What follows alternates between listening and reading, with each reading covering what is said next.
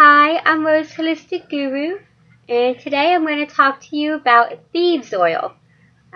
Actually, it's a really interesting story about thieves oil. There was a band of thieves back during the bubonic plague, and they would cover their bodies with this, and they would rob from the dead and the dying.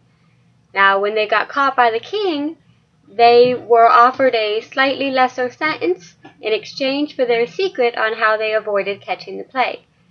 And they gave them the recipe, and there are actually several versions of the recipe out there now, many of which have been shown to be 99% or more effective on airborne pathogens, as well as a lot of other uses.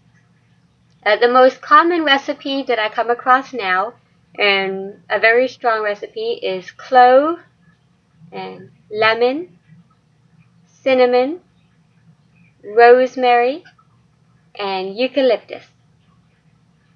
Right? And there's a lot of different recipes about how much of each. The original thing that I read said even amounts. And of course, if you use an essential oil, you're going to want to dilute it with a carrier oil before you apply it to the body, such as sunflower oil or almond oil, coconut oil.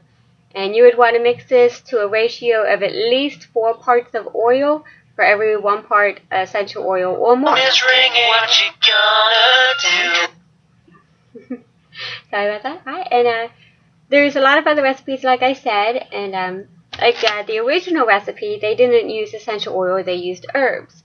And they would steep it in a white vinegar wine. In fact, it was 3 pints white vinegar wine and a handful each of wormwood and meadowsweet and juniper berries.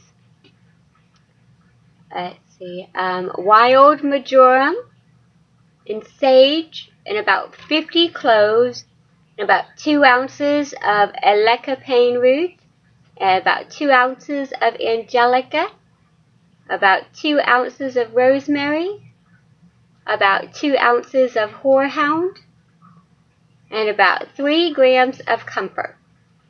Now, this was the original recipe. As you can tell, the original recipe and the recipe used most often today are quite different.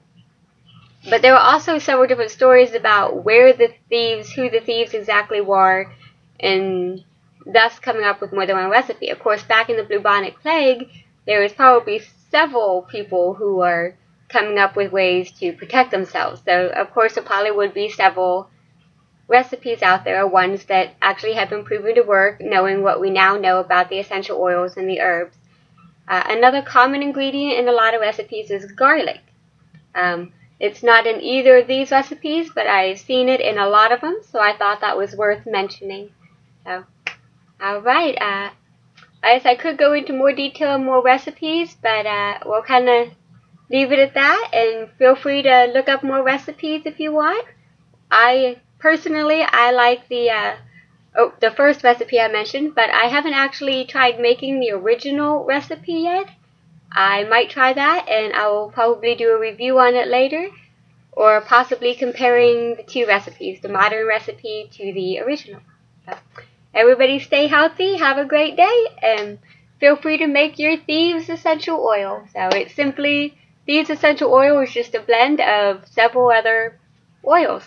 So I've heard some people say that, oh, you can only get it from this company, you can only get it from this company. Well, it's been around since before there were companies. So you can make it yourself. You can get it from hundreds of different people make it and sell it. So have a great day. Oh, and don't forget to subscribe.